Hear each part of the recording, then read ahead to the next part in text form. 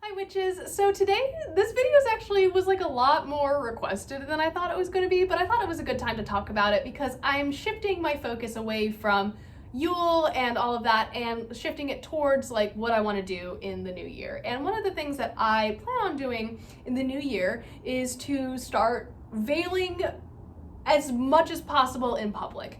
I already kind of do anyways, but I really wanted to make a video about how I veil. It's a practice I started a little bit earlier this year. It's not something that I had heard of until this year, so I did some research on it and learned about other people's experiences, why they do it. So I wanted to talk to you about like why I do it, what my veils look like, how I tie my veils. It's a question I get asked a lot apparently. I was looking through it and I'm like, oh, I keep telling people I'm gonna make this video and then I haven't. So I'm making that today. So the first veil that I wanted to show you is the one that I have on. I'm gonna try to scoot a little bit closer in my chair. Okay. So this veil that I have on currently looks like this. And I got this, it's just cotton. This is kind of my most worn veil, I think. So it's my favorite. It has a really cool pattern on it. It's kind of this like magenta-y, purpley color that I really like. And I got it at a flea market when I was living in Italy. So it's just like really special to me. This I got at the same flea market. This is my second most worn veil, I think. And this is kind of like almost like a pashmina type, I don't know, feel to it, but it has like this really pretty pattern on it. So you can wear it this way. You can wear it the other way, which is more green and has like a similar pattern on it. I think it's just the inverse actually.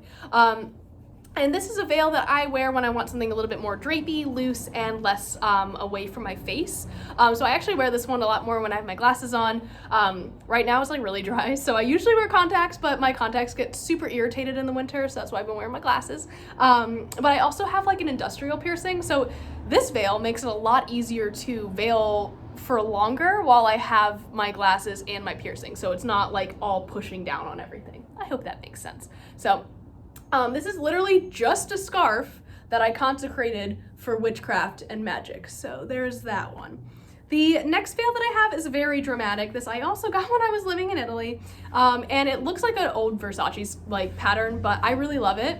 And it's like this really big, it's called a foulard, which is literally just the French word for scarf, but they're kind of like a specific type of scarf. It's a square scarf, it's really, really big. So that's kind of like what it looks like. And this is one that I wear less frequently because it's like really silky, so it falls off my head all the time. This one, if you do get something kind of silky, and this is kind of something I wear when I'm wearing something fancy. If you do get one that is silky, I really recommend getting like a shit ton of bobby pins. That'll help keep it in place. And then also you can kind of tie it around your neck, almost like in a 1960s type style. So where it's like around your head and then around your neck, and then it has like a fabulous little bow. So that is what I would recommend doing with this. I'll show you what I mean in just a second. This is another one of my more drapey, scarfy veils. And I got this because I feel like it looks like the bark of a tree. And it has a really cool texture to it. It's kind of like, has like all these crinkles and stuff, which are just in it. Like I didn't do anything to it. And I got this at an antique store and it's one of my favorites. I really love wearing it. And it's just, it makes me feel good. So this is one that I wear when I commune with Hearn the most, because it does look like a tree. And this is just like the colors that I associate with him and the patterns, and I just really love it. So this is kind of like a very like specific veil that I wear when I work with him. I plan on getting veils to consecrate to my other deities as well. I just haven't found the right ones yet. So we're working on it. It's cool. And then finally, the last type of veil that I see the most commonly used and I think is great for witches who are either new to veiling or like aren't sure if they want to commit, which is a-okay.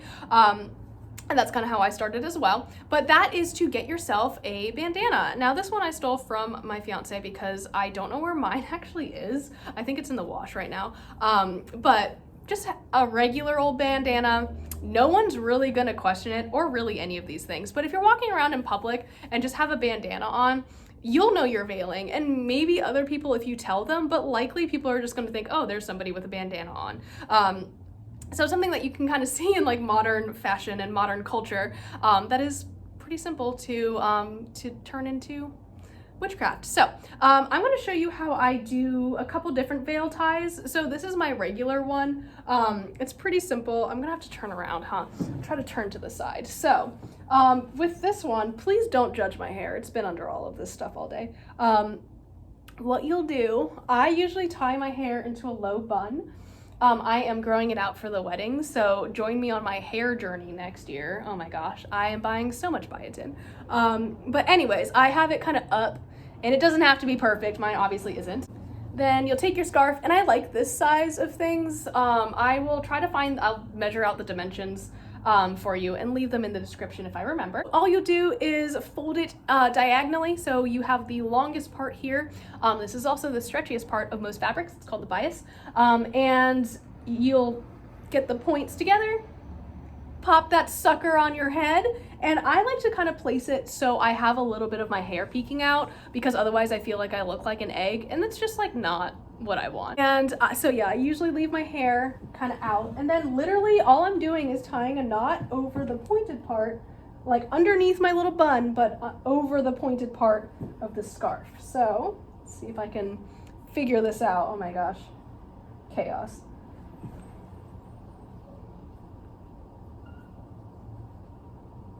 I hope you guys can see that. Okay, there we go. So once I pull it tight, I make sure it fits snug around my ears. I don't really like when my ears stick out because I feel like I just look weird. So then I'll do that, and then I'll tie one more knot just to secure it, and then tuck the little like corners in. So once I have that secured, I'll make sure like the pointed part is completely down, and I will tie a secondary knot just to stabilize everything. But I like to pull this down over my ears. It just makes me feel a little bit more secure with everything. I feel like it's not gonna fall off as much. With cotton veils like this, they're not gonna slide around on your head as much as maybe a silk veil will. So I really recommend this for like daily wear, especially if you have a more active lifestyle. But yeah, that's how I tie this type of veil. Very, very simple. It's like basically having a big bandana. The same thing with this bandana. I will show you really quickly. Just literally place it on your head. And this is a little bit shorter in the back, so I'm just gonna tie my little knot back here. You can see my hair kind of sticks out the back. Usually I don't, like I'll wear this with my hair down usually, but if trying to take my hair down out of this bun is going to be a nightmare. So this is a great style to wear with your hair down if you so choose. But yeah, it's pretty simple. Like it's just a bandana. Okay, so moving right along, I want to show you the last of my square scarves because I just want to show you the ties that I do with these. This is like my fancy one that I was telling you about. So it's obviously a lot bigger than the other veils. So what I'll do with this is I'll place it where I want it on my head. And you can always kind of fix this a little bit later, so don't worry about being perfect. I'll place it on my head, then I'll wrap it around like this, and I know I look really crazy right now, but bear with me. And then tie it around the back, and then just kind of wrap this strand around to the side. So you'll leave this kind of where it is, and then using the longer tail, you'll just make a knot. Okay, so yes, that is, I'm gonna try to make that cuter.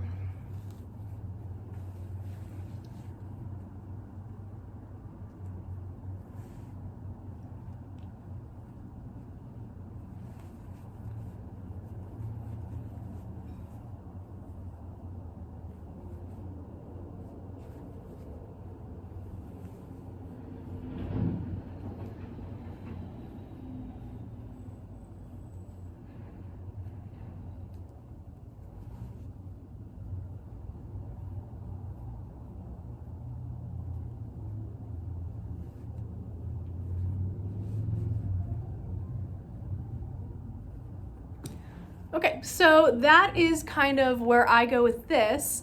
Now, depending on the styling, this can go very like, it could be very Jackie O, or it can be very like Russian grandmother. So just be careful with how you style it. Neither is an incorrect answer. I think both are great aesthetics. But that is just another way to tie that. And then finally, and this is one that I do specifically with this veil because it's big enough to do, what I will do is lay it on my head and just really tie it in the back, kind of like I did with the first one. but I like that it has kind of like this longer point in the back. I hope you guys can see that. I really hope you do. And it has this longer point in the back, which I really like. And I'll tie a knot twice and kind of leave it like this. And it feels very artistic and fun. You can also take that point and tuck it into the back. So let me tie an actual knot. So hopefully you guys can see this. I don't know if you can. Apologies if you cannot. But literally all you'll do is tuck it into that knot, and then that way it's not hanging down behind you. But I prefer it to hang down behind me, so that's just me. But that's also kind of a fun thing you can do. It has these long little tails. It's like little pigtails. I think that's fun. So as you can see, that came off super easily. This veil is not my favorite, to be honest with you. But in a pinch and when it looks fashionable, cool. Okay, the next way I wanted to show you to tie a scarf veil. Now, I have a bunch of different ways of doing these, and I think these are a little bit more, like, I don't know, not accessible, customizable, I don't know. But the first method, and this is something that I used to do like before I even knew about veiling, when I was really into like Strega fashion and Mori fashion and dark Mori, is just to literally drape a scarf over your head. This is the easiest one to do. It looks really cool, and something I really enjoy doing just around the house, honestly. Now, I often will put the scarf a little bit off center, actually, and lay it, and then take the longer side and just wrap it around. And this is a very simple thing to do. You can also do this with infinity scarves, like super easy. So I know that's like a very like mid 2000s type of thing to say, but I used to do that all the time with infinity scarves. So I still have those old videos up. They were very embarrassing, but whatever. Anyways, this has kind of been more of my go-to veil around the house. I feel like it's a lot to wear out into public, but hopefully I'll be able to get there. It makes me feel very like Mary of Nazareth type, you know, vibes, but you can even wrap it around. You can wrap this side back around the other side as well and kind of give it a shorter tie, so like that. So there is that. It just, with longer scarves, it's easier to get different and interesting and intricate knots, but I do really actually like the way it looks. I like to have more of a hood style versus like really close to my face, because I think it makes my face look really weird, but I could be wrong, I don't know. I just think the more drapey hooded styles kind of fit my features a little bit better. So that's how I wear this scarf the most. And then finally, my favorite veil and one of my favorite veiling techniques is to, when I have this scarf, it's very similar to what we were doing before, and I tend to tie things in the back a lot because I don't like things all in my face. So let's see, let's get this on here properly. So you start the way we did before, just putting your veil wherever you would like it on your head. Again, I tend to leave out just a little bit of my hair because I feel like it makes me feel a little bit more comfortable. And then I will take this and actually tie it behind my head. So I'm going to show you how I do that. It helps to have a free hand, or if you want to use like clips, bobby pins, barrettes, whatever it is, feel free to use that as well. So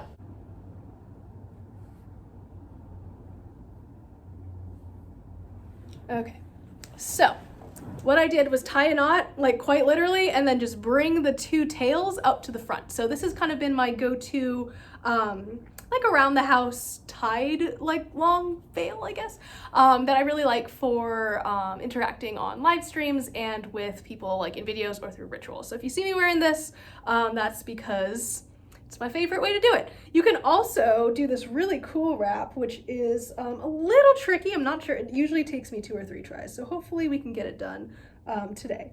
But you'll start the same way. You'll tie a single knot. So just cross them over and like pull it through, I guess. And then you'll take the 2 sides or the 2 tails and you'll wrap them, you'll twist them together. And this is something that I've seen a lot of pagans do as well. And then you'll just kind of like tie it into this like sort of knot at the back. And it's really, I don't want to turn around because if I let go, it's gonna fall and I'm never gonna be able to recover, but I'll show you what I mean. Okay. So this is cool. This scarf is a little bit heavy for this, I think. If it had a different material, it would be better. You can see bigger knot at the back. I think this works best for people with longer hair because you can actually wrap your hair into the knot and it won't fall off your head as easily as it does with mine. So that is something that you can do as well. And then finally, I just wanted to touch on the reason that people do veil, because I realized I didn't talk about that before I just started showing you my veils. So some pagans veil for religious reasons. They want to dress modestly.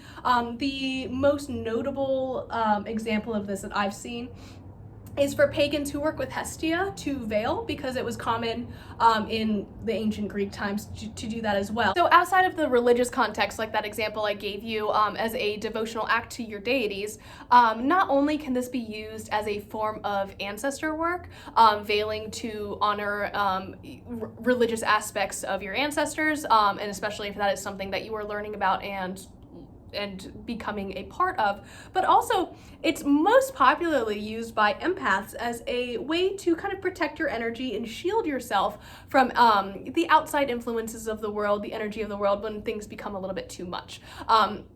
So that's one of the main reasons that I use it. I'm not sure that I'm actually like an empath. Like, I feel like that's a little bit bold of me to proclaim. But regardless of that fact, the main reason I veil is because it does make me feel comforted when I am in public. It makes me feel safe and secure, and all of these veils I have enchanted with protection. So it's just another avenue of protective magic for me. It's a practice I really love, and it's something that I am looking forward to exploring more in the future. So if I come up with any more veil ties, maybe I'll do a veil reveal. I actually plan on designing my own line of veils for the modern witch. So keep your eyes out for that. I will be definitely sharing updates on that. It's something I'm really looking forward to. And I think I've cracked it. Like, I just need to like make the designs, and then it's gonna be awesome. So if you're looking for an ethical place to buy veils, hello, it is just me. But anyways, I hope this was very helpful for you, and I hope that, you know, if you are interested in veiling, that this encourages you to look into it further. So without further ado, I will see you guys tomorrow.